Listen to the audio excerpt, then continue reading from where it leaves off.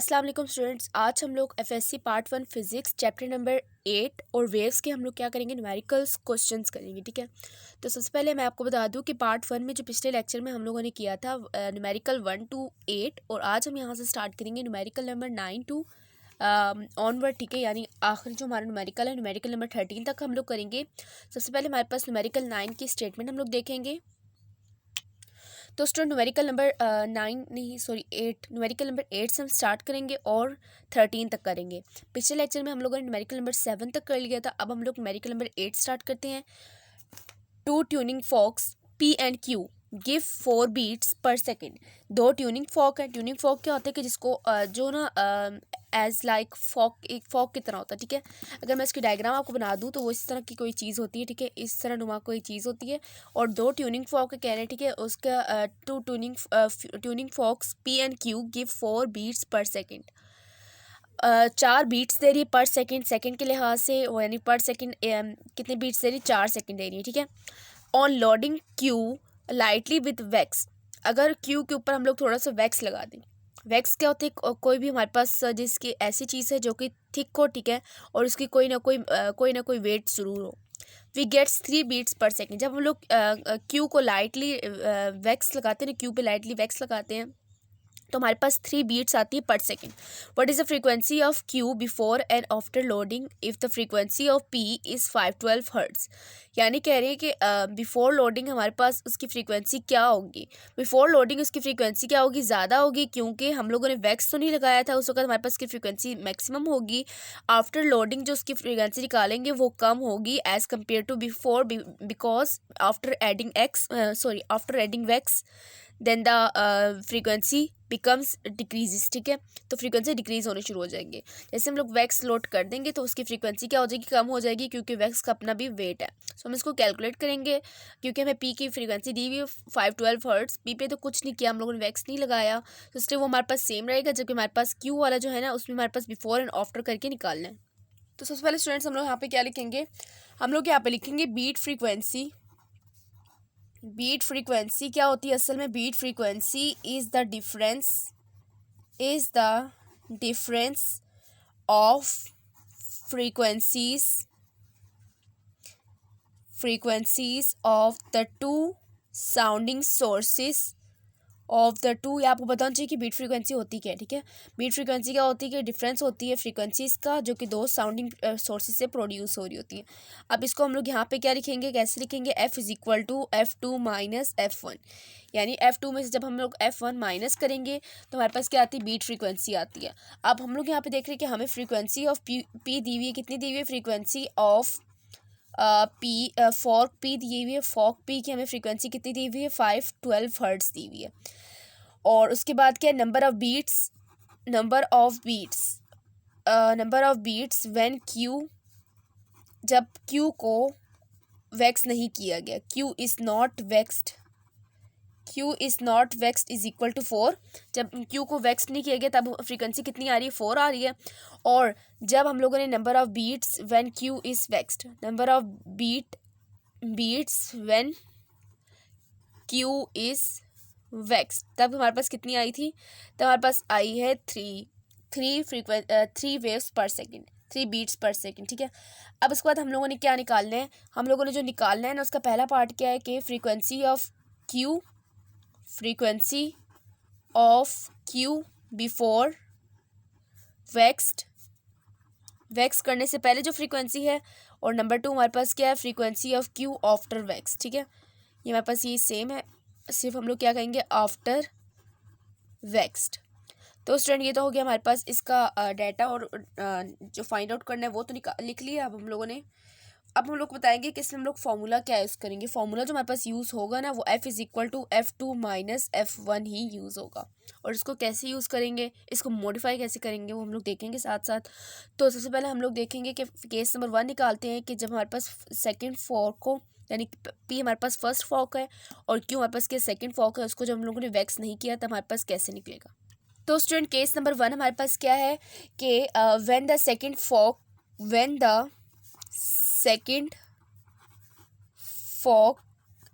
Is not waxed, जब दूसरे Fock को हम लोगों ने वैक्स नहीं किया, यानी उसके ऊपर क्या वज़न नहीं डाला, ठीक है, इसको वज़न नहीं बोल सकते, वज़न नहीं डाला, तो हमारे पास क्या निकलेगा, हमें कहा हुआ था कि F इज़ इक्वल टू, हमने क्या कहा है, फॉर्मूला क्या होगा, F2 माइनस F1।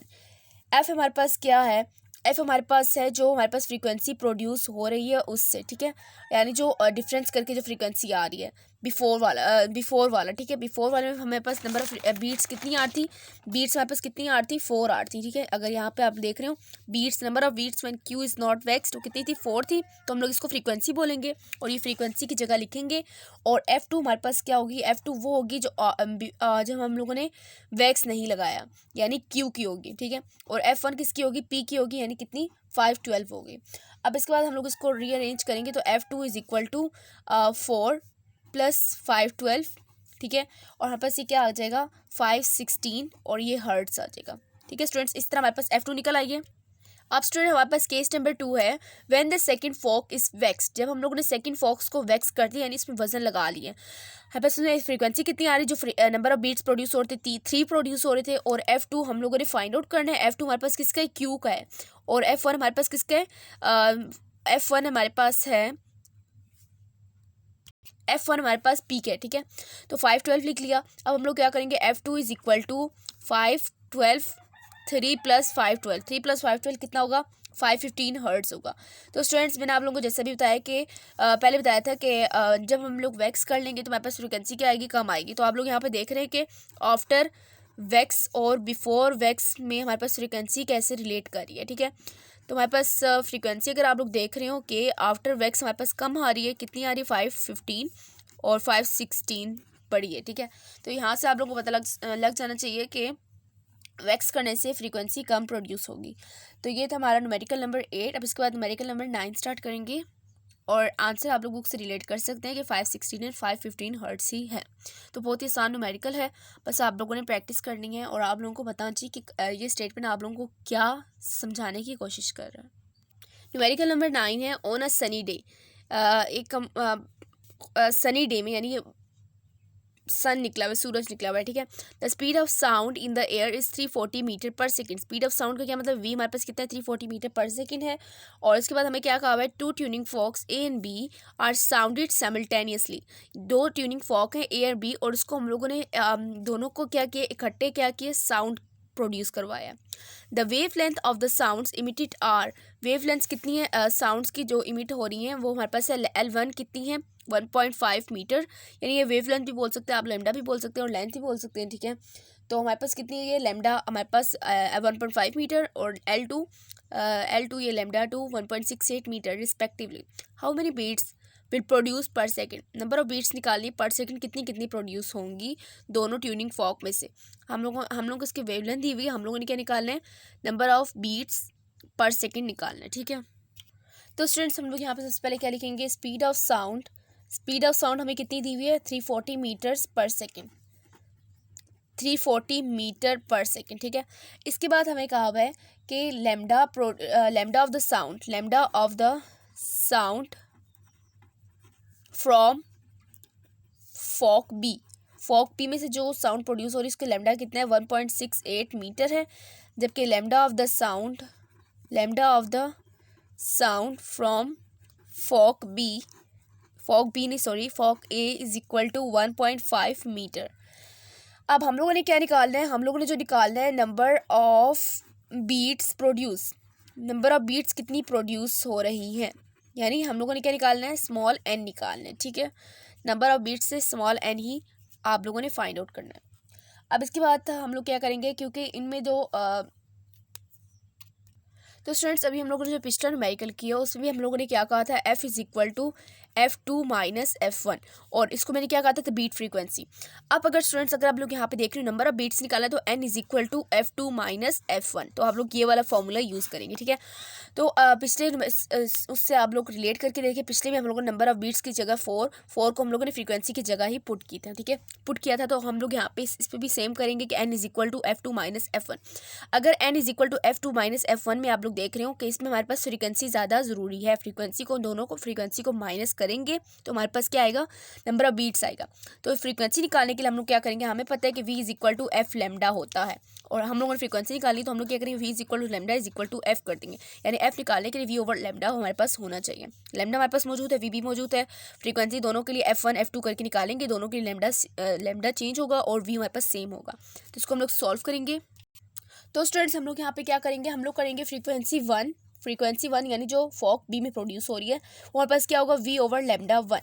वी हमारे पास क्या है 340, लेमडा वन हमारे पास क्या है, लेमडा वन है 1.68। ठीक है, बी पे जो प्रोड्यूस हो रही है उसकी फ्रीक्वेंसी की बात करी, यानी जो फ्रीक्वेंसी वन जो होगा ना उसको हम लोग क्या रखेंगे, उसको हम रखेंगे कि 340 ओवर 1.68, और जो बड़ी वाली वैल्यू होगी ना आप लोगों ने उसको F2 कहना है। ठीक है, अगर आप लोग इधर एफ के साथ कोई सब्सक्रिप्ट नहीं लगा रहे तो फिर आप रहने दें, और इसके साथ पहले एफ दूसरे वाले एफ को भी प्रोड्यूस कर लें, यानी उसको भी निकाल लें। ठीक है, प्रोड्यूस कर ले बोल रही हूँ।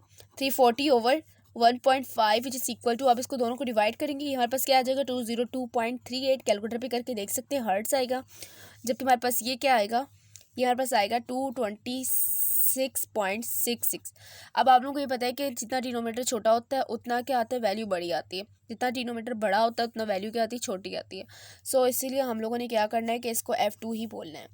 और हम लोग क्या लिखेंगे कि हम लोगों ने नंबर ऑफ बीट्स निकालनी है, F2 माइनस F1।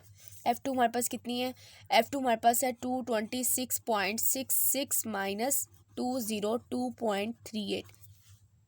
तो स्टूडेंट इन दोनों को हम लोग सब्ट्रैक्ट करेंगे कि हम लोग करेंगे 226.66 माइनस 202.38, और ये हमारे पास क्या आ रहा है 24.28 which is approximately equal to 24।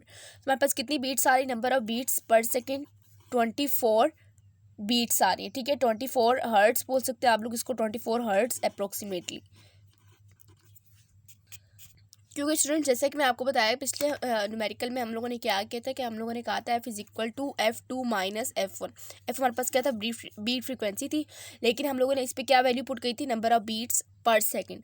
तो बात सेम ही है, फ्रीक्वेंसी उसके साथ नंबर ऑफ बीट्स पर सेकंड के साथ आप 4 हर्ट्स लगा लें, 4 सिंपल लिख लें, तो इससे कोई फ़र्क नहीं पड़ता, और हमारा आंसर क्या आ गया 24 आ गया। ठीक है, लेकिन अगर आप लोग बुक पे देखें उसमें क्या लिखा हुआ है 24 बीट्स लिखे हुए, तो बीट्स लिख लें आप लोग, इधर ज़्यादा बेहतर रहेगा। ठीक है, क्योंकि आपने बीट्स फाइंड आउट किए, तो इस तरह हमारा ये आंसर निकला है।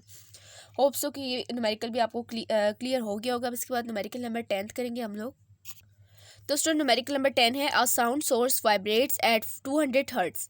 साउंड सोर्स जो है ना वो वाइब्रेट करिए 200 हर्ट्स पे। ठीक है, और यहाँ पास क्या फ्रीक्वेंसी है हर्ट्स से, and is receding from a stationary observer at 18 meter per second. 18 meter per second पे वो क्या कर रही है, रिसीड कर रही है स्टेशनरी ऑब्जर्वर से, यानी उससे दूर जा रही है। ठीक है, अब ये कौन सा केस है कि ये ऐसा केस है जिसपे हमारे पास ऑब्जर्वर स्टेशनरी है, यानी ऑब्जर्वर रुका हुआ है, यानी जो सुन रहा है, और जो सोर्स होगी ना साउंड सोर्स, यानी जिस तरह आप लोग कह सकते हैं कि एम्बुलेंस उस बंदे से दूर जा रही है। ठीक है, तो इसलिए हम लोग यहाँ पे इसके जो वेलोसिटी होगी ना, जो यहाँ पे मीटर पर सेकंड दिया हुआ हमारे पास क्या होगा, ए होगा, क्योंकि स्टेशनरी के लिए, इसलिए हम लोग इसको ए कहेंगे। ठीक है, अब इसके बाद if the speed of the sound is 331 metre per second, अगर स्पीड ऑफ द साउंड कितनी है, वेलोसिटी कितनी है, 33 मीटर पर सेकेंड है, then what frequency does the observer hear, तो फ्रीक्वेंसी क्या होगी कि जिससे बंदा सुन रहा होगा। तो हमें कहा है कि फ्रीक्वेंसी दी हुई है, और हमें किसकी फ्रीक्वेंसी दी हुई है, पहले तो हमें सोर्स की फ्रीक्वेंसी दी हुई है, और हमें कहा गया है कि वो सोर्स जो है ना बंदे से दूर जा रहा है, और जो बंदे जो जितने दूर जा रहा है, जिस लिहाज से दूर जा रहा है, जिस स्पीड से जा रहा है, उसकी वेलोसिटी क्या है, वो ए जो है वो हमारे पास क्या है 18 मीटर पर सेकेंड है। हम लोगों ने जो निकालना है ना वो हमने वो फ्रीक्वेंसी निकालनी है कि जब हमारे पास speed of the sound 331 metre per second है। तो स्टूडेंट सबसे पहले हम लोग यहाँ पे क्या लिखेंगे, सबसे पहले हम लोग यहाँ पे लिखेंगे हमारे पास जो फ्रीक्वेंसी ऑफ साउंड है, फ्रीक्वेंसी ऑफ सोर्स साउंड कितनी दी हुई है, 200 हर्ट्स दी हुई है। ठीक है, फ्रीक्वेंसी ऑफ साउंड 200 हर्ट्स दी हुई है, और हमने जो निकालना है ये एफ है। ठीक है, हमने जो निकालना है ना वो एफ डैश है, जितने से वो ऑब्जर्वर सुन रहा होगा, और वेलोसिटी ऑफ साउंड हमें कितनी दी हुई है, वेलोसिटी ऑफ साउंड जिससे ऑब्जर्वर सुन रहा है वो हमारे पास क्या होगी, ए होगी, और वो क्या होगी 18 मीटर पर सेकेंड होगी। क्योंकि ये अवे जा रहा है इसलिए हम लोग इसको ए से डिनोट करेंगे। ठीक है, जिससे जब वो अवे जा रहा था तब हम उस बंदे ने इस आवाज़ को किस स्पीड से सुना। उसके बाद हमारे पास स्पीड ऑफ साउंड कितनी है, 331 मीटर पर सेकेंड है, 331 मीटर पर सेकेंड। अब स्पीड ऑफ साउंड को हम लोग क्या बोलेंगे, स्पीड ऑफ साउंड को हम लोग असली वी बोलेंगे, ठीक है। उसके बाद हमारे पास है, हम लोगों ने निकालना है एफ डैश। अब ये सब कुछ क्लियर हो गया। अब इसके बाद हम लोग सोल्यूशन स्टार्ट करेंगे। सोल्यूशन हमारे पास क्या होगा कि हम लोगों ने फॉर्मूला कौन सा लगाना है, फॉर्मूला, क्योंकि अवेज आने वाला केस है, तो हम लोग यहाँ पे क्या लिखेंगे, V divide by V plus A, और साथ में बाहर फ्रीक्वेंसी जो होगी ना, जो हमारे पास साउंड की है, वो उसको मल्टीप्लाई करेंगे। वी हमारे पास क्या है 331 डिवाइडेड बाय 331 प्लस ए हमारे पास क्या है 18, और फ्रीक्वेंसी हमारे पास कितनी है साउंड की 200 हर्ट्ज़।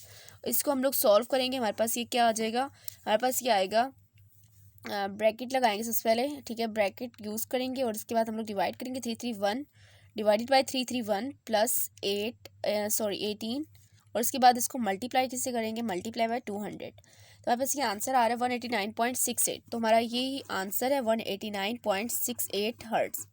तो उम्मीद करती हूँ ये न्यूमेरिकल भी आपको क्लियर हो गया होगा। बस इसमें आप लोगों ने केस याद रखना है कि केस कौन सा है, ठीक है, और किसको कैसे सॉल्व करना है। तो हमारे पास इस तरह आंसर आता है, और सिंपल है कि आप लोगों ने कैलकुलेटर पे कैलकुलेट करना है। अब इसके बाद हम लोग देखेंगे न्यूमेरिकल नंबर 11। न्यूमेरिकल नंबर 11 देख रहे हैं कि सपोज करें कि एक train that has a frequency, उसकी फ्रीक्वेंसी कितनी, फ्रीक्वेंसी ऑफ हॉर्न कितनी है, वो 150 हर्ट्ज़ है, is moving at 35 meter per second in still air on a day. दिन के टाइम वो क्या करिए, एक स्पीड के साथ मूव करिए, जो कि हमारे पास ए है 35 मीटर पर सेकेंड से। When the speed of the sound, जहाँ पर स्पीड ऑफ साउंड कितनी है 340 मीटर पर सेकेंड है।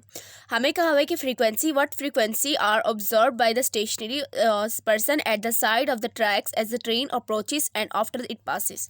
यानी जब ट्रेन उसकी तरफ आ रही है, वो ट्रेन उसके पास से चली गई है, तो तब उसकी फ्रीक्वेंसी बतानी है जब हमारे पास स्टेशनरी खड़ा हुआ, यानी स्टिल खड़ा हुआ बंदा सुन रहा होगा, जिस फ्रीक्वेंसी को वो सुन रहा होगा। What frequency is observe by the train engineer travelling on the train, यानी ट्रेन इंजीनियर किस फ्रीक्वेंसी को सुनेंगे, उसकी फ्रीक्वेंसी क्या होगी जिससे वो उसको सुन रहे होंगे। यानी कि इसमें हम लोगों ने क्या बताना है कि हम लोगों ने कहा है कि what frequency is observe by the train engineer क्या ट्रेन के जो इंजीनियर है वो किस फ्रीक्वेंसी को ऑब्जर्व करेगा जब ट्रेन चल रही होगी। तो उसमें हम लोगों ने दो फ्रीक्वेंसीज बतानी है कि फ्रीक्वेंसी के जब हमारे पास स्टिल बंदा खड़ा हुआ है बाहर, ठीक है, बाहर खड़ा हुआ है, और उसने कौन सी फ्रीक्वेंसी सुनी है, और ये दूसरे क्या है कि जो ट्रेन का जो इंजीनियर है उसने जो हमारे पास जो जितनी फ्रीक्वेंसी सुनी है उसको भी हम लोगों ने बताना है और फाइंड आउट करना है। तो इसको हम लोग सबसे पहले सॉल्व करेंगे कि इसमें हमारे पास, सबसे पहले हम लोग देखेंगे इसमें हमारे पास है क्या, और इसमें हमारे पास कौन सा केस है, क्योंकि कौन सा केस है तो आपको साफ पता चल जाना चाहिए कि यहाँ पे क्या हो रहा है। कि यहाँ पे हमें कहा है कि जो हमारे पास ट्रेन है वो अवे जा रही है सोर्स से, ठीक है, ट्रेन जो है ना अवे जा रहा है सोर्स से, और जो हमारे पास था एक केस में ट्रेन अप्रोच कर रही है सोर्स उसकी तरफ, ऑब्जर्वर की तरफ स्टेशनरी, और एक केस में हमारे पास ये उससे अवे जा रही है। अवे जाने वाले केस में हम लोग क्या करेंगे, अवे जाने वाले केस में हम लोग उसको ए को ऐड करेंगे, और जब अप्रोच करी होगी तो हम लोग ए को माइनस करेंगे। सो उसको सॉल्व करते हैं अब हम लोग। तो स्टूडेंट्स सबसे पहले हम लोग क्या लिखेंगे, सबसे पहले हम लोग देखेंगे कि रियल फ्रीक्वेंसी हमारे पास कितनी है, यानी जो फ्रीक्वेंसी हमें दी हुई फ्रीक्वेंसी हमारे पास कितनी है, वो फ्रीक्वेंसी या फिर रियल फ्रीक्वेंसी हमारे पास F is equal to 150 hertz है, ठीक है, 150 हर्ट्स है। उसके बाद स्पीड ऑफ ट्रेन हमें कितनी दी हुई है, स्पीड ऑफ ट्रेन को हम लोग क्या बोलेंगे, सोर्स की स्पीड को हम लोग क्या बोलेंगे ए, और ए हमारे पास कितना है 35 मीटर पर सेकेंड, ये हम लोग डाटा लिख रहे हैं। और उसके बाद हमें कहा है स्पीड ऑफ साउंड हमारे पास कितनी है, स्पीड ऑफ साउंड वो हमारे पास है v is equal to 340 meter per second. अब स्टूडेंट मैं यहाँ पे साथ क्यों सॉल्व करी हूँ, ताकि आप लोगों को दोनों में रिलेट करने में आसानी हो, ठीक है। अब इसके बाद स्टूडेंट्स आप लोग देख रहे होंगे कि हमारे पास ये क्या है कि हमें दो केस दिए हैं। अब दो केस में से जो ब्रॉड केस है ना हमारे पास क्या है कि दो केस ही हैं, और उसके बाद केस ए के फर्दर हमारे पास दो केस हैं। जहाँ पास ट्रेन अप्रोच कर रहा होगा, ट्रेन बंदे की तरफ जा रहा होगा, यानी जो स्टेशनरी ऑब्जर्वर होगा उसकी तरफ ट्रेन अप्रोच जब कर रहा होगा तो उसका क्या मतलब है कि बंदे को साउंड क्या होगी, ज़्यादा से ज़्यादा प्रोड्यूस होगी, और एफ डैश हमारे पास क्या होगा, V divided by V minus A, और एफ को मल्टीप्लाई करेंगे। तो ये वाला केस है कि हम लोग जब देख रहे हैं कि बंदे को ज़्यादा से ज़्यादा साउंड प्रोड्यूस होगी तो हम लोग ए को माइनस करेंगे, और हमारे पास ये क्या होगा 340 डिवाइडेड बाई 340 माइनस 35, और इसको मल्टीप्लाई हम लोग किससे करेंगे, मल्टीप्लाई करेंगे 150 से, ठीक है स्टूडेंट्स। हमारे पास ये क्या आ जाएगा, हमारे पास ये इसको आप लोग कैलकुलेटर पे सॉल्व करके देखेंगे तो हमारे पास ये आ जाएगा, सेल ब्रैकेट यूज़ करेंगे, फिर हम लोग डिवीजन वाला फॉर्म, और 340 divided by 340 minus 35 which is multiplied by 150। हमारे पास ये आ रहा है 167, ठीक है, 167 हर्ट्स। हमारे पास ये कौन सी फ्रीक्वेंसी है, एफ डैश है, जिसको ऑब्जर्वर सुन रहा है, ठीक है।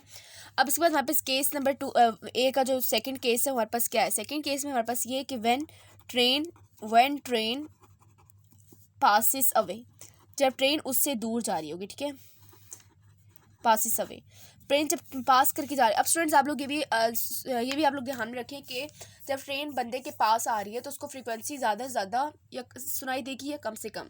सो स्टूडेंट्स आंसर क्या है कि ज़्यादा से ज़्यादा उसको सुनाई देगी, तो फ्रीक्वेंसी क्या होगी, इंक्रीज होगी, ठीक है। और जब ट्रेन पास करके चली जाएगी तो उसकी फ्रीक्वेंसी निकालने के लिए हम लोग क्या करेंगे, ये वाला फॉर्मूला लगाएंगे, F dash is equal to V/V+A, और इसको एफ से मल्टीप्लाई करेंगे। V हमारे पास कितना है, 340 है, डिवाइडेड बाय 340 + 35, और फ्रीक्वेंसी कितनी है, 150। अब आप लोगों ने ये देखे, इसको ये नहीं कहना है कि इसकी फ्रीक्वेंसी ज़्यादा होगी, क्यों नहीं कहना है, क्योंकि अगर आप लोग देख रहे हो कि इसमें हमारे पास नीचे डिनोमीटर बड़ा हो, जब डिनोमीटर बड़ा होता है तो हमारे पास जो आंसर आता है ना वो छोटा आता है, ठीक है। तो हम लोग इसको सॉल्व करते हैं कि हमारे पास ये क्या आएगा, सिंपली हम लोग यहाँ पे क्या कर देंगे, माइनस की जगह ऐड कर देंगे कि हमारे पास ये क्या आ जाएगा, 136। एफ डैश हमारे पास कितना आया, 136 हर्ट्स, जिसको वो ऑब्जर्वर सुन रहा है जब ट्रेन पास करके चली गई है। तो ये क्या है, ये फ्रीक्वेंसी क्या होगी, कम से कम होगी, डिक्रीजिंग फ्रीक्वेंसी होगी, ठीक है स्टूडेंट्स। तो हमारे पास क्या है, डिक्रीजिंग फ्रीक्वेंसी, और इसको भी हम लोगों ने फॉर्मूला लगा के निकाल लिया। अब इसके बाद हम लोगों ने केस पी क्या निकालना है, केस पी हम लोगों ने निकालना है कि जब हमारे पास वो फ्रीक्वेंसी निकालनी है जो ट्रेन का जो इंजीनियर है जिस फ्रीक्वेंसी को वो सुन रहा है। तो स्टूडेंट आप लोग ये देख रहे होंगे कि लेट्स सपोज कि ट्रेन का इंजीनियर भी ट्रेन के अंदर ही बैठा हुआ है, ठीक है, ट्रेन का इंजीनियर भी ट्रेन के अंदर बैठा हुआ है और ट्रेन भी क्या हो रही है, चल रही है। तो स्टूडेंट जब ट्रेन भी चल रही हो और ट्रेन का इंजीनियर भी बैठा हुआ हो तो हमारे पास इसमें कौन सा केस आता है, डॉपलर शिफ्ट आता है। और इसमें कोई तो इस दौरान क्या होगी, जब सोर्स और ऑब्जर्वर दोनों मूव कर रहा हो तो इस फ्रीक्वेंसी कोई चेंज नहीं होगी, क्योंकि दोनों मूव कर रही है और दोनों क्या जा रही है, ज़्यादा से ज़्यादा अवे जा रही है, ठीक है, यानी दूर जा रही है।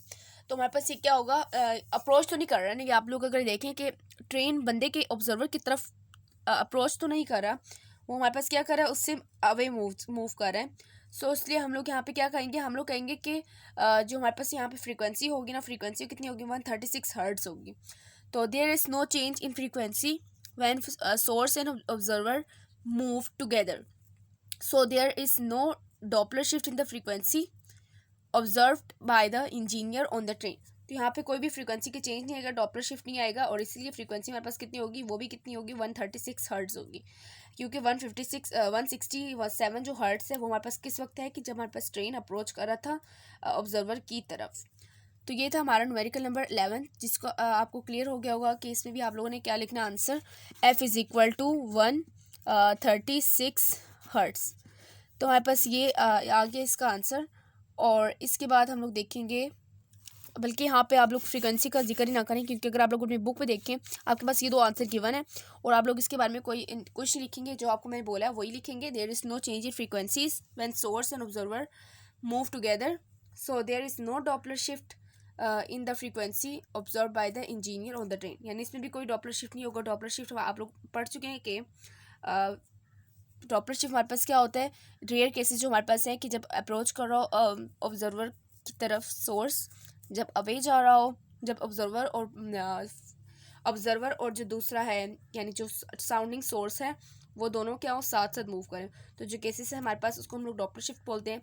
और अगर आप लोग यहाँ पे देख रहे हो तो फ्रीक्वेंसी क्या होगी, चेंज नहीं होगी, और यहाँ पे ना डॉपलर शिफ्ट होगा। तो ये था हमारा न्यूमेरिकल नंबर 11, और उसके बाद न्यूमेरिकल नंबर 12 देखते हैं हम लोग। न्यूमेरिकल नंबर 12 है, the first overtone of an organ pipe has a same frequency as the first overturn of a closed organ pipe, यानी 3.6 metre in length. What is the wavelength of the open organ pipe? Open organ pipe के हम लोगों ने क्या निकाली, wavelength निकालनी, length निकालनी है, जबकि हमारे पास क्लोज पाइप की कितनी दी हुई है, 3.6 मीटर लेंथ दी हुई है। तो स्टूडेंट्स हमारे पास ये क्या है, the first overtone of an organ pipe, first overturn जो है ऑर्गन पाइप की उसकी फ्रीक्वेंसी और first overtone of close pipe क्या है, दोनों की सेम है, ठीक है, और हम लोगों ने निकालनी क्या, लेंथ निकालनी है। तो इसको हम लोग देखते हैं। तो स्टूडेंट्स हम लोग यहाँ पे देख रहे हैं कि हमारे पास लेंथ ऑफ क्लोज पाइप दिया हुआ है, ठीक है, लेंथ ऑफ क्लोज पाइप वो कितनी दी हुई है, वो दी हुई है L is equal to 3.6 metre, ठीक है।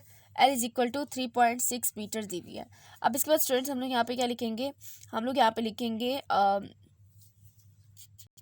ये हमारे पास किसके क्लोज पाइप के लिए, तो हम लोग यहाँ पे लिखेंगे लेंथ ऑफ क्लोज पाइप, और ये हमारे पास क्या है, डाटा है, ठीक है, और ये हमारे पास डाटा है। उसके बाद हम लोग देखेंगे कि let frequency of first overtone of open pipe, first overtone, और जो ओपन पाइप की जो फर्स्ट ओवरटर्न है उसकी फ्रीक्वेंसी को हम लोग क्या कह रहे हैं, एफ डैश कह रहे हैं, और frequency of first overtone of close pipe को हम लोग क्या कह रहे हैं, frequency of first overtone of closed pipe को हम लोग क्या बोल रहे हैं, एफ बोल रहे हैं, क्योंकि लेंथ को भी एल बोला है तो इसलिए एफ को भी, इसको भी एफ बोलेंगे, और एफ डैश और एल डैश नहीं बोलना क्लोज के लिए, ठीक है। अब इसको हम लोग को निकालना है कि हम लोग को निकालना है length of open pipe, length of open pipe, open pipe की लेंथ को हम लोग क्या बोलेंगे, एल डैश बोलेंगे, और हमने फाइंड आउट करनी है, ठीक है। अब स्टूडेंट्स हम लोग यहाँ पे देख रहे हैं कि हमारे पास क्या है कि हमारे पास क्लोज पाइप और ओपन पाइप दोनों के लिए कहा हुआ है F is equal to F dash, और यहाँ पे हमारे पास क्लोज पाइप के लिए जो लेंथ होगी ना वो 4 टाइम्स ऑफ एल होगी, ठीक है, V over 4 times of L. हमारे पास V is equal to F lambda होता है, वी ओवर लेमडा को हम लोग क्या बोलते हैं, फ्रीक्वेंसी बोलते हैं। लेमडा हमारे पास क्या होती है, लेंथ ही होती है, और लेंथ और लेमडा दोनों को यूनिट क्या होता है, मीटर होता है, लेंथ और लेमडा दोनों का यूनिट मीटर होता है, तो इसलिए हम लोग यहाँ पे क्या लिखा है, वी ओवर एल लिखा है, और एल के साथ हम लोगों ने यहाँ पे 4 क्यों ऐड की, हमारे पास किसके लिए, क्लोज के लिए। जब स्टूडेंट क्लोज वाला केस होगा तो हम लोग 4L लिखेंगे, और जब ओपन वाला केस होगा तो हम लोग क्या करेंगे, V ओवर 2L डैश लिखेंगे, ठीक है। ओपन के केस में हमारे पास लेंथ क्या होती है, 2 टाइम्स होती है, और क्लोज के केस में 4 टाइम्स होती है। और ये हमारे पास क्या है, हमारे पास हम लोगों ने वेलोसिटी हमारे पास दोनों के लिए क्या है, सेम है, वेलोसिटी V हमारे पास सेम है, इसलिए V हमारे पास कैंसिल हो जाएगा, हमारे पास क्या रह गया, 4 into L is equal to 2 multiply by L dash. L dash हम लोगों ने फाइंड आउट करना है, ठीक है, 2 मल्टीप्लाई बाय 2 यहाँ पे क्या आ जाएगा, डिवाइड हो जाएगा, एल डैश इस तरफ रहेगा, तो 4 मल्टीप्लाइड बाय एल हमारे पास कितना है, 3.6, और ये 2 यहाँ पे आके डिवाइड हो जाएगा। इसको हम लोग सॉल्व करेंगे तो हमारे पास ये क्या आ जाएगा, 7.2 मीटर आ जाएगा। तो स्टूडेंट ये था हमारा एल डैश की वैल्यू, और इस तरह से हम लोगों ने एल डैश की वैल्यू निकाली है क्लोज और ओपन दोनों को क्या किए, कंपेयर करके। तो ये था हमारा न्यूमेरिकल नंबर 12, और बहुत ही आसान है कि आप लोगों ने इसको फार्मूला याद रखना है और इसको आपने सॉल्व करने का तरीका देखना है। अब इसके बाद न्यूमेरिकल नंबर 13 देखेंगे, जो कि हमारा लास्ट न्यूमेरिकल है। स्टूडेंट हमारे पास यहाँ पे न्यूमेरिकल नंबर 13 के हमारे पास क्या कहा है, what length of the open pipe will produce a frequency of 1200 hertz, यानी हम लोग length of the open organ pipe निकालने, ठीक है, जिसमें हमारे पास फ्रीक्वेंसी क्या प्रोड्यूस हो रही है, 1200 hertz as its first overtone on a day when the speed of the sound is 340 meter per second. First overtone की बात की तो फर्स्ट ओवरटर्न से मुराद क्या है, सेकंड हार्मोनिक यानी F2। तो हम लोगों ने कहा है कि F2 हमारे पास ये प्रोड्यूस हो रही है जब हमारे पास स्पीड ऑफ द साउंड कितनी है, 340 मीटर पर सेकेंड। हम लोगों को निकालना है हमारे पास लेंथ निकालनी है। तो स्टूडेंट उससे पहले मैं आपको एक बात बता दूं कि हमारे पास जो न्यूमेरिकल नंबर 12 है उसका जो आंसर बुक में जो गिवन है वो टोटली रॉन्ग है, ठीक है, और इसका जो आंसर आता है वो 7.2 मीटर आता है, ठीक है। तो ये आपका आंसर करेक्ट है और ये आपका आंसर रॉन्ग है। इसको आप लोग करेक्शन कर लें कि हम लोगों ने खुद सॉल्व करके देखा है, हमारे पास जो आंसर आता है वो 7.2 मीटर आता है, ठीक है। पुरानी बुक्स में हमारे पास गलत मौजूद है। अब स्टूडेंट हम इस न्यूमेरिकल को भी सॉल्व करेंगे कि हमारे पास डाटा है। सबसे पहले स्पीड ऑफ द साउंड कितनी है, V is equal to 340 meter per second, और फर्स्ट ओवरटर्न से मुराद क्या है कि सेकंड हार्मोनिक, और F2 हम लोगों को कितना कहा हुआ है कि 1200 हर्ट्ज है। अब इसके बाद हम लोग देखेंगे कि लेंथ ऑफ द पाइप हमारे पास हम लोगों ने फाइंड आउट करनी है, ठीक है।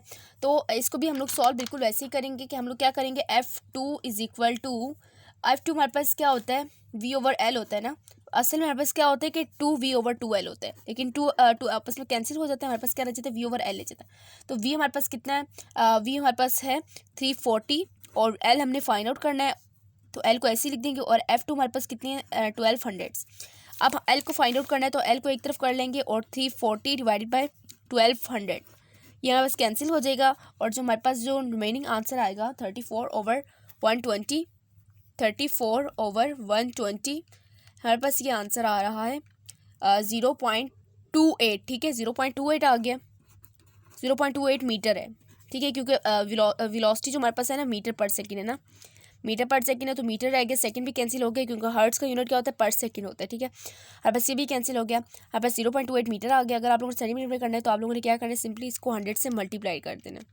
100 से मल्टीप्लाई कर देंगे तो आपके पास ये आंसर क्या आ जाएगा, 0.28 multiplied by 100 which is equal to 28.33 centimeter, ठीक है। हमारे पास ये क्या आ गया, 28.33 सेंटीमीटर। तो ये था हमारा न्यूमेरिकल नंबर 13। होप सो कि आपको ये क्लियर हो गया होगा कि हम लोगों ने यहाँ पे किया क्या है कि हम लोगों ने सिंपली यहाँ पे F2 is equal to V over L का फॉर्मूला लगाया और यहाँ पे हम लोगों ने L को अलग करके V ओवर F2 के वैल्यूज़ लगा के आंसर निकाल लिए। तो ये था हमारा second part of exercise numerical of chapter number 8। अगर वीडियो पसंद आए तो लाइक करें, दूसरों के साथ शेयर करें, चैनल को भी सब्सक्राइब कर लें। मिलते हैं नेक्स्ट लेक्चर में, तब तक के लिए अल्लाह हाफिज़।